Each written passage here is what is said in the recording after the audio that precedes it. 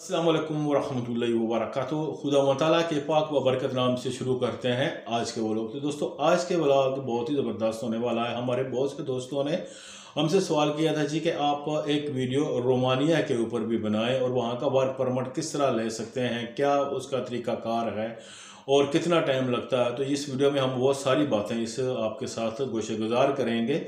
आप ये वीडियो पूरी देखिएगा, स्किप ना कीजिएगा। आगे बढ़ने से पहले हमारी एक छोटी सी दुआ है, आप हमारे साथ शामिल हो जाएं कि जो भी हमारी ये वीडियो देख रहा है, बहन बेटा बेटी बुजुर्ग, अगर वो बीमार हैं तो खुदा व ताला उनको शफा कामला अता करे। अगर वो बे औलाद हैं तो खुदा व ताला उनको औलाद जैसी नेमत से नवाजे और खुदा व ताला आपकी हर जायज़ दिली ख्वाहिश पूरी करे। आमीन सुमा आमीन। अगर आप हमारे चैनल पर नए आए हैं, अभी तक आपने चैनल को सब्सक्राइब नहीं किया तो जल्दी से चैनल को सब्सक्राइब कर लें और साथ घंटी का बटन दबाना ना भूलिए। तो दोस्तों हम बात कर रहे थे रोमानिया की। इस वक्त जिसको देखो वो कह रहा है जी कि रोमानिया रोमानिया, क्योंकि रोमानिया के हर तरफ जो है ना वो चर्चे हैं, क्योंकि इंडिया हो, पाकिस्तान हो, बांग्लादेश हो, नेपाल हो, हर जगह पर बात करिए जी कि आपको रोमानिया का अगर वर्क परमिट चाहिए तो हमारे पास मौजूद है, ये है वो है।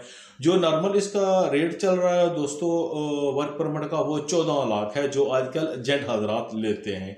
लेकिन आपके लिए एक मज़े की बात बताऊं, आप ये वर्क परमिट फ्री में भी हासिल कर सकते हैं। जी हाँ दोस्तों, मैं बिल्कुल आपको हकीकत में मैं अपनी ये बात बता रहा हूँ, आप ये वर्क परमिट बिल्कुल फ्री हासिल कर सकते हो। वो कैसे, उस वीडियो में आगे मैं आपको बताऊंगा और सारी तरीके चीज़ें जो है मैं एक एक करके आपको समझाऊंगा। अगर दोस्तों हम रोमानिया की बात कर दें तो वहाँ पर जो करेंसी है वो यूरो है। ये अभी जो है ना शेंगन कंट्री में नहीं आया है, लेकिन अनकरीब रोमानिया और बुल्गारिया जो है, जी हाँ दोस्तों, ये जो है ये भी शेंगन कंट्री में आने वाले हैं। उसकी वजह यह है दोस्तों कि रोमानिया में जो है वो काफ़ी टाइम पहले से यूरोपियन यूनियन में आ गया है, लेकिन रोमानिया और बुल्गारिया को शेंगन का जो कंट्री थे उनका जो है ना स्टेटस नहीं मिला था। लेकिन जो है ना काफ़ी अरसे से इस सिलसिले में जो है ना वो ये बातचीत हो रही थी और अब इसमें जो है ना जो नया एक पेशरफ्त हुई है वो ये है जी कि आने वाले दिनों में हो सकता है कि इस साल से के जो है ना अगस्त सितंबर में, या हो सकता है कि इस साल के आखिर में इनको शेंगन कंट्री का स्टेटस मिल जाएगा।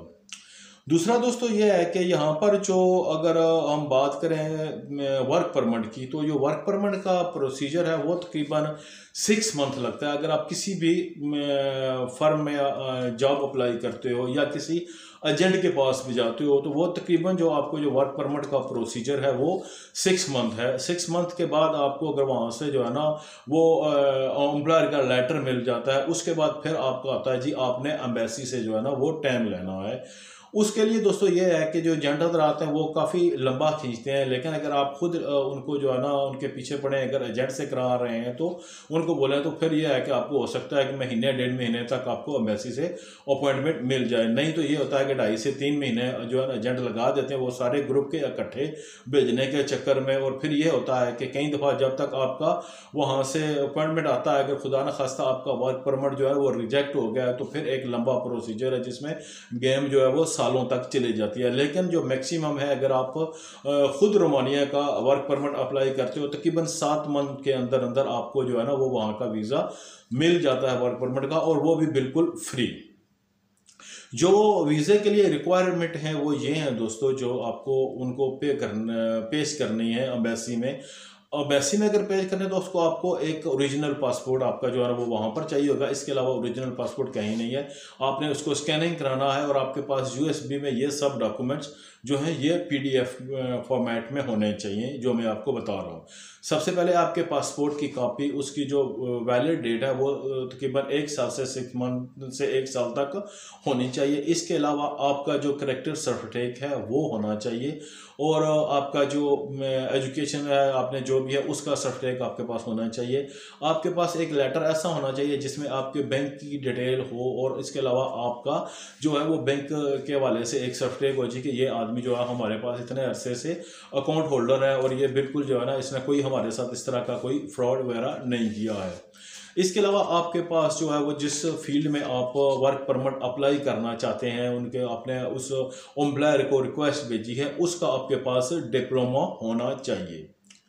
ये तो वो चीज़ें थी दोस्तों जो आपने इनको भेजनी है। इसके अलावा आपके जो है ना एक फ़ोटो भी हो तो वो भी काफ़ी है, क्योंकि आपने तो उनको PDF में वो भेजना है। इसके अलावा जो सबसे अहम और ज़रूरी है वो ये है दोस्तों कि आपकी जो एक CV है जिसमें आपका मुकम्मल डिटेल लिखी हो जी कि ये आदमी जो है ना ये आपके बारे में सारी उसमें हो डिटेल, कितना पढ़ा है, क्या इसके उम्र है, ये कहाँ का है, इसके अलावा इसने कहाँ कहाँ काम किया है, आपके सारे इसमें जो डिटेल है वो होनी चाहिए। अगर आप खुद ये नहीं बना सकते तो किसी भी प्रोफेशनल आदमी को आप थोड़ी सी जो है ना उसकी उजरत देकर वो बनवा सकते हैं। इसके बाद आता है मरहला दोस्तों के आपने जो है ना मुख्तलिफ जो जॉब्स ऑफर को उन्होंने लगाई होती है उनसे आपने रब्ता करना है। उसका आसान तरीका ये है दोस्तों कि आप गूगल पे चले जाएंगे और वहाँ पर आप जो है ना रोमानिया की ऑफिशियल वेबसाइट है जो जॉब्स की जहाँ पर लगी हुई है वहाँ पर आप उनके देखो और वहाँ पर जिस फील्ड के आप अप्रोच कर रहे हो उनकी आप रिक्वेस्ट भेजो। जो दोस्तों वहाँ पर जॉब लगी हुई हैं वो वेयर हाउस की हैं, इसके अलावा होटल वर्कर्स की हैं, इसके अलावा क्लीनर की हैं, फैक्ट्री हेल्पर की हैं, इसके अलावा जो होता है होटल में शेफ़ उसकी है, शेफ़ हेल्पर की है। इसके अलावा अगर हम बात करें तो जर्नल हेल्पर की है, जो मुख्तलिफ फील्ड में आपका जो है ना जो मैन होता है आदमी उसके साथ हेल्प करने वाला होता है। चाहे आप कंस्ट्रक्शन का काम कर रहे हैं तो मिस्त्री के साथ जो हेल्पर होता है वो कह लें ये इस तरह की। इसके अलावा जो है पैकिंग जो है वो है जो आप सामान पैकिंग करते हैं, पैकिंग हेल्पर भी चाहिए। इसके अलावा फ्रूट पैकिंग आदमी भी चाहिए जो फ्रूट पैक करता है और इस तरह की चीज़ें वो फल फ्रूट। इसके अलावा जो वहाँ पर दोस्तों चाहिए वो है ट्रक ड्राइवर और ट्रैक्टर ड्राइवर। जी हाँ दोस्तों, ये बड़े जो है ना तादाद में उनको ड्राइवर हजरात चाहिए, जो ट्रक ड्राइवर हैं और जो ट्रैक्टर ड्राइवर हैं वो बिल्कुल, क्योंकि फार्म हाउस में जब आप काम करोगे तो अगर आप ट्रैक्टर चला सकते हो तो आपके लिए जो है ना और अच्छी बात है। इसके अलावा ट्रक ड्राइवर वो इनको चाहिए दोस्तों जिनके पास UAE या सऊदीया का लाइसेंस हो, वो जो है ना वो काबिल कबूल होगा। उनके पास UAE या सऊदीया का लाइसेंस है तो वो काबिल कबूल होगा। इसके अलावा जो वहाँ पर नॉर्मली इनकी सैलरी जो स्टार्ट होती है वो 460 यूरो से, इसके अलावा साथ उनके जो है ना रहायश और खाना इसमें शामिल है। और ये आपके मैक्सिमम जो है ना ये 800 यूरो तक आपका काम देकर ये 800 यूरो तक ये आपकी सैलरी है। इसमें अगर टैक्स कटौती की जाए तो 750 यूरो आपको ये मिलेंगे। अब दोस्तों आता है कि बात के क्या जो है ना जी कि अगर खुद इंसान अप्लाई कर सकता है तो ये इन एजेंटों के पास लोग क्यों जाते हैं। तो दोस्तों उसकी वजह ये है कि एक बदकिस्मती के साथ मेरी बात को आप मैड ना कीजिएगा, हमारे लोग जो है वो कहते हैं कि हमें बैठे बैठाए जो है ना हर चीज़ मिल जाए, वो मेहनत नहीं करते, स्ट्रगल नहीं करते हैं। उसका ये है जी कि किसी से बात किया वो कहेगा जी हाँ जी मुझे 14 लाख दे दें, इतना आप दें। अब मेरी बात यह भी आप सुन लो, अगर आप किसी एजेंट के साथ आप बात करते हो हाँ जी तो वो आपको जो पैसे कहता है वो आपसे कभी भी पाकिस्तानी रुपीस में वो पैसे नहीं लेगा, या वो डॉलरों में लेगा या वो यूरोज़ में लेगा। क्या अगर आपके पास पैसे हैं, आपने कोई ज़मीन जायदाद बेची या कुछ भी किसी से उधार लिए, वो पैसे आपने फिर डॉलर या यूरो में कन्वर्ट कराने और उसके बाद वो रकम आपने एजेंट हजरात को देनी है। उसमें यह है जी आपका 6 महीने का टाइम भी लग सकता है, साल का टाइम भी लग सकता है, क्योंकि उन्होंने तो मुख्तलिफ जो एम्प्लॉयर हैं उनको आपकी यही तरीका कार करना है, उनको उन्होंने भेजना है जी कि ये हेल्पर हमें चाहिए। वहाँ से तो उनको जो है ना फ्री में मिल जाता है। किसी अपने जानने वाले को हो सकता है वो 200 या 500 या 1000 यूरो आगे दे दें, जो उनके लिए जो है ना ये काम करेगा कि जो जिनको एम्प्लॉयर की ज़रूरत है उनको आपकी जो फाइल है वो पेश कर देगा।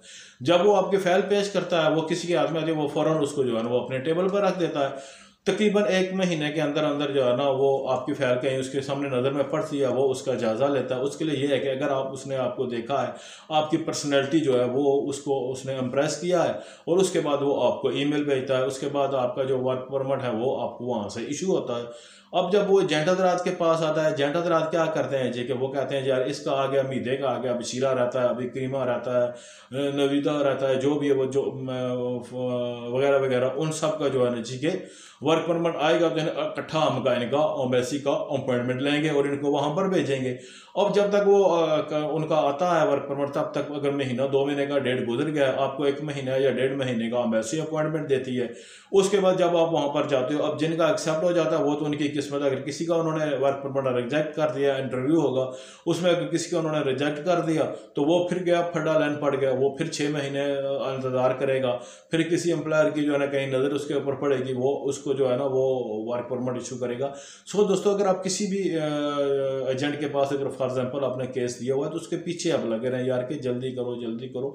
दूसरा ये है, मैं आपको यही मशवरा दूंगा कि आप खुद तलाश करो। अगर आप यूरोप में जा रहे हो काम करने के लिए यार, तो कम से कम इतना तो आप में सेंस होना चाहिए कि आप नेट को चला सको, वहाँ पर आप सर्च करो। अगर आपको ज़्यादा इंग्लिश नहीं आती है या रोमानिया की लैंग्वेज में नहीं आती है तो आप इंग्लिश में ट्रांसलेट उसको कर लो और इंग्लिश को आगे जो है ना आप उर्दू में ट्रांसलेट कर लो। आपको जो भी ये साथ समझ आ जाएगा उर्दू में लिखकर आप उसके इंग्लिश में ट्रांसलेट करके उनको आप भेज दो। आसान सा तरीका है, लेकिन उसके लिए आपको जो है ना आधा पौना घंटा जो है ना वो नेट को देना पड़ेगा, तो ज़रूर आपका जो है ना वो काम हो जाएगा। अगर आपको ये वीडियो पसंद आई तो इसको लाइक शेयर जरूर किया। मिलते हैं किसी अगली वीडियो में, तब तक के लिए इजाज़त दें। ओके, अल्लाह हाफ़िज़।